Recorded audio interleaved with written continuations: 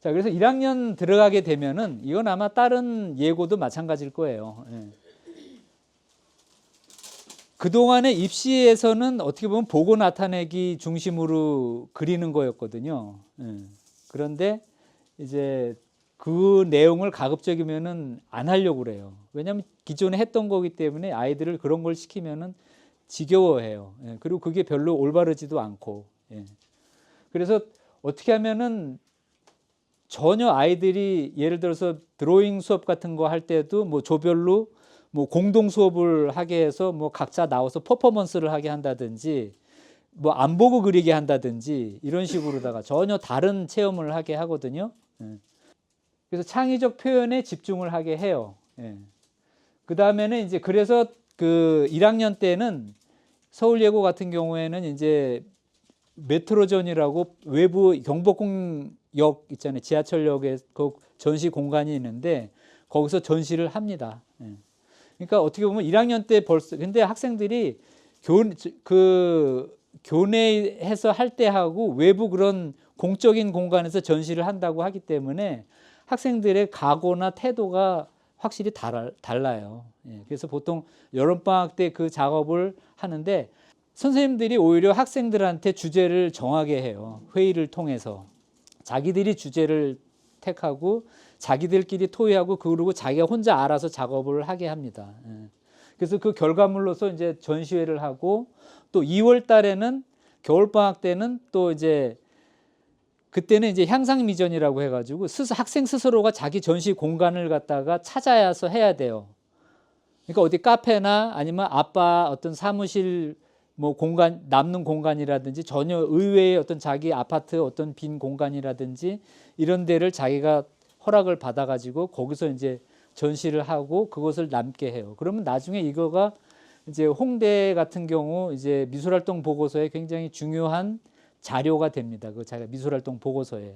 3학년 때는 이제 그야말로 이제 입시 체제로 들어가기 때문에 그 학생들 그 개별적인 심화로다가 그러니까 예고는 조별로 수업을 하거든요. 그래서 그 한 조에 한 13명, 12명 요 정도 인원이 이제 이렇게 편성이 돼요. 그래서 거기 이제 두 선생님이 이제 함께 학생들을 끌고 1년 동안 이제 입시를 끌고 가거든요. 예, 그래서 그때 이제 말하자면은 포트폴리오 제작이라든지 포트폴리오가 어떤 따로 하는 게 아니라 그 수업 진도 내용 중에 나온 결과물로다가 포트폴리오가 충분히 됩니다. 서울예고는. 아마 이거는 다른 예고도 마찬가지라고 생각이 돼요. 잘 모르면은 마치 포트폴리오를 오히려 다른 데서 좀 어떻게 보면 좀 그런 전문 학원에서 이것을 만들어줘야 되는 거 아닌가 생각할지 모르지만은 그 수업 시간 중에 했던 내용 자체가 오히려 일관성이 있고 그 학생의 어떤 과정이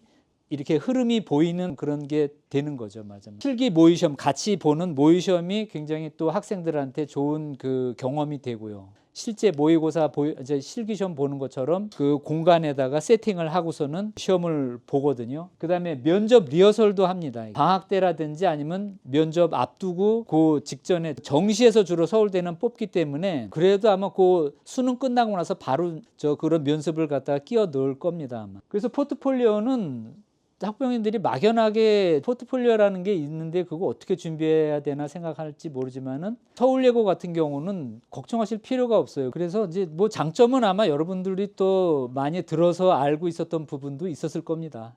근데 이제 단점이 있습니다. 좋은 것만 있다면은 나쁜 것도 있죠. 그러니까 이거는 아마 비단 예고뿐만이 아니라 다른 예고에 합격한 학생들도 마찬가지일 거라고 생각이 들어요. 그 안에서 선발 집단 안에서의 어떤 경쟁은 부모님들이 생각하는 거 이상으로 저희가 봐도 굉장히 심해요. 예를 들어서 학과 시험의 그 성적 아니면 실기 시험의 성적 이걸 가지고 그게 절대적인 걸로 판단하고 그 실상을 좀 정확하게 알아야 되는데 물론 그게 중요하긴 하죠. 당장 가시적으로 보이는 거기 때문에 그 안에서 선발 집단 안에서의 어떤 그 경쟁이 굉장히 정말 치열합니다. 강조되는 게 처음 보는 4월 중간고사를 잘 봐야 되는 건데 아마 여기 예고 학생 붙은 학생들은 여기 보통 학부형들도 그렇고 보통 자녀가 그래도 중간 이상은 했을 거 아니에요. 중간 이상 조금 안 됐다 하면은 실기 실력이 굉장히 좋았기 때문에 붙은 학생일 거라고요. 근데 그런 학생이 예를 들어서 가면은 1등부터 130등까지 나와요. 그럼 예를 들어서 적어도 한 60등까지 들어간 학생들은 그나마 조금 그래도 내가 한 중간 정도는 하는구나 하는데 60등 아래부터는 어떤 생각이 드냐면은 이건 도저히 부모님한테 양심상 보여드릴 수가 없는 점수잖아요. 말하자면 부모님들도 경악을 하게 되죠. 예고 붙었다고 좋아했는데 어때요?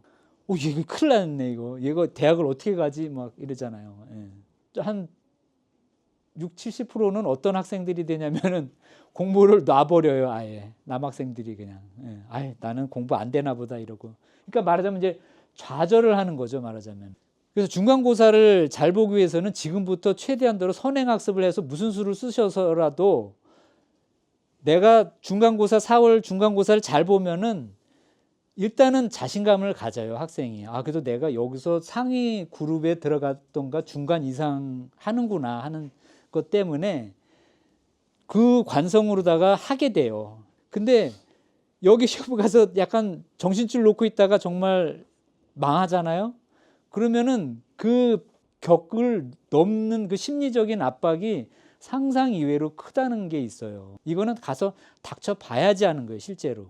그 전에는 학생들이 아무리 이걸 학부형들한테 제가 아는 학부형들한테도 얘기를 해줘도 실감을 못 해요. 이거는 막상 이제 실기 4월 중간고사 보고 나서 이게 문제는 학과 시험이죠, 말하자면. 그리고 실기는요, 자기가 잘 알아요. 3월, 4월 수업 실기 수업 해보면은 내가 이 그룹 이 선발 집단 안에서 어느 정도 하는구나 하는 걸 갖다가 잘 알아요. 근데 이제 미술은 사실적으로 잘 그리는 것만 다가 아니잖아요. 문제점을 혼자 파악하고 그걸 해결하려고 하는 근데 아이들이 그거를 체득하는 게 굉장히 중요해요. 어떤 면에서는. 그러니까 아마 입학하기 전까지 공부의 4월 중간고사를 선행학습하는 거에 올인을 하고 나머지는 또 다른 미술에 관련된 거를 갖다가 이제 미술이 진짜 뭔지 이걸 진짜 알아야 돼요. 그래서 독보적으로 잘할 수 있는 특기를 갖도록 개발하거나 노력할 거예요. 아이들은 또 이런 게 있어요. 쟤는 사실적인 표현력, 뭐 실기시험 같은 거 보면 뭐 거의 항상 미술부장이나 조장이 될 정도 잘하는 아이라고 인정하는 아이들이 있어요. 저희가 봐도 얘는 정말 탁월하게 잘 그린다. 그런 아이들이 정말 우리가 봐도 정말 뛰어난 아이들이 한 서너 명은 있어요. 그런 애들 진짜 타고나는 아이들이라고 볼 수밖에 없어요. 근데 또 어떤 학생은 그러한 점수로 파악하는 거에서는 조금 상대적으로 낮은 점수를 받을 수 있지만은 얘가 가지고 있는 독특한 특이한 어떤 그 감각이 있는 아이들이 있어요. 보통 친구들이 걔를 뭐라고 부르냐면은 예를 들어서 걔가 홍씨다 그러면은 홍 작가로 통해요, 말하자면. 또 그리고 어떤 아이는 만화를 정말 기가 막히게 잘 그리는 아이가 있어요. 또 어떤 아이는 색채 표현이 정말 우리가 봐도 색을 어떻게 이렇게 감각적으로 쓸까 하는 아이들이 또 있어요. 근데 그런 아이들을 볼 수 있다는 그게 이제 시너지 효과죠, 말하자면. 일반 학교 가서는 그런 아이들을 모아놓질 않았기 때문에 그런 걸 볼 수 없지만은 예고 학생들은 주변에 널린 게 그런 학생들이에요, 말하자면. 그러니까 저희가 1학년 때 왜 이렇게 아이들끼리 주제 정하고 작업을 하게 하고 하는 거가 선생님들이 개입하는 것보다 더 효과가 좋기 때문에 그렇게 해요. 그 다음에 이제 그 친구 선택은 이거 어떻게 할 수 있는 게 아닌데 이건 운에 맡겨야죠, 뭐. 왜냐하면 고등학교 때 친구가 굉장히 오래 가거든요. 어떤 대학교 가서 사귀는 친구보다도. 그래서 그때 부모님들은 조금 그 성향을 한번 이렇게 좀 잘 이렇게 저쪽 우회적인 방법으로라도 좀 잘 알아보시는 관심을 갖고 잘 좀 뒤에서 한번 살펴보는 게 중요해요.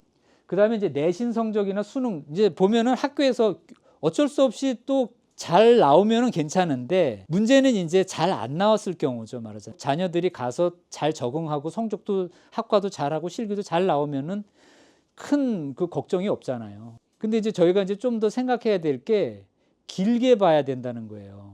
결국 얘들이 좋은 대학 가서 끝나는 게 아니라 결국은 어떻게 돼야 돼요? 이 자녀가 정말 자기가 원하는 좋은 그 작가가 되던가 디자이너가 돼서 정말 행복한 삶을 살아나가고, 더군다나 요즘에 그 AI 시대가 돼가지고 굉장히, 그렇죠. 근데 요즘은 어때요?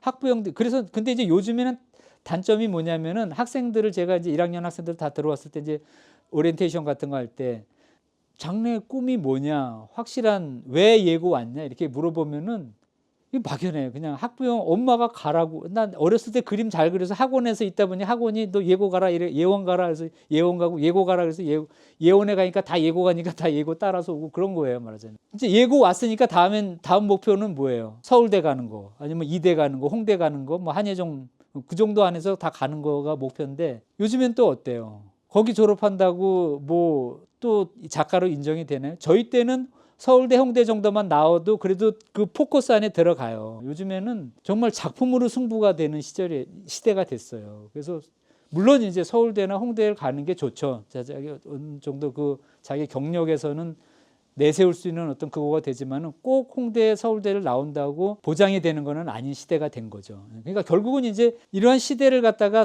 헤쳐나가려면은 아이들이 지금부터 그거를 이해하고 준비하고 자기 목표를 갖고 구체적인 계획을 세우는 아이들이 결국은 또 대학을 잘 갈 수 있는 시대가 된 거예요. 그거를 부모님들이 알고 있어야 돼요. 학생도 알고 있어야 되고. 이거는 너무 뻔한 얘기인데, 내신 수능. 근데 수능마저 포기하면 안 돼요. 그럼 갈 수 있는 학교가 딱 하나 있는 게 한예종이 남아요. 근데 한예종도 이게 기본적인, 예를 들어서 입시 문제에 철학자 라캉을 얘기하면서 그걸과 연관된 문제를 풀게 해요. 그러면은 아마 못 들어본 아이들이 대다수일 거예요. 왜냐하면 그건 대학 나온 친구들, 인문학적인 소양이 된 사람도 어려워하는 그런 부분인데, 그런 관점을 갖다, 그런 세계관을 이해하고 있는 아이들이 그거를 갖다 풀 수 있지, 그렇지 않으면 못 푸는 거예요. 예.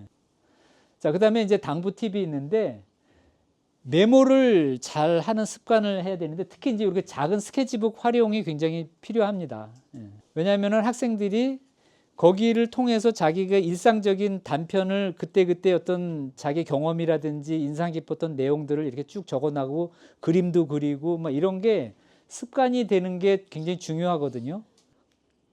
그거 하나 당부드리고 싶고요. 예. 그 다음에 이제 자신의 건강 관리. 이거 신경 쓰는 아이들 별로 없어요. 근데 이거 굉장히 중요해요. 왜 그러냐? 제가 지켜봤기 때문에. 고3 학생들 중에서 그런 아이들이 있어요. 아침에 이제 미술관에서 이제 이렇게 운동장이 내려다 보이거든요. 이렇게 보면은 거기를 산보를 하거나 뛰는 아이들이 있어요. 아침에. 그 학생들은 거의 다 결과가 좋아요. 왜 그런지 이해가 되시지 않아요?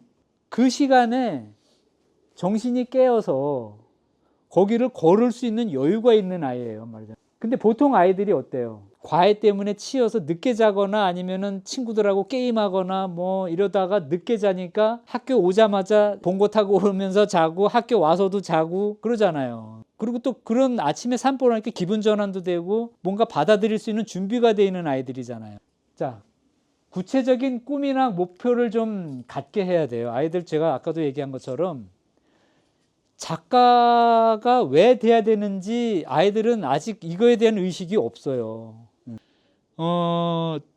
한번 생각을 해보세요. 이제는 시대가 AI 시대가 되니까 옛날부터 지금까지 노동의 시간을 점차 줄여오는 게 지금까지 어떤 사회가 추구하던 방향이잖아요. 지금 이 AI의 어떤 이런 시대적인 위기로 느끼는 거는 화가들이 제일 처음으로 느꼈던 거예요. 이미 100년 전에. 예술을 한다는 게 이제는 인간의 어떤 근본적인, 인간이 이제 뭔가, 그전에는 노동하는 인간이었는데, 이제는 과연 이제 앞으로 대접받을 수 있는 사람들은 예술을 하는 인간이 포인트가 될 거예요, 말하자면은. 그러면 과연 예술이 뭐고, 작가가 뭔가, 아니면 디자이너가 뭔가 하는 거에 대한 명확한 인식과 목표가 있어야 돼요. 진짜 성공한 작가는 어떤 삶을 사는가.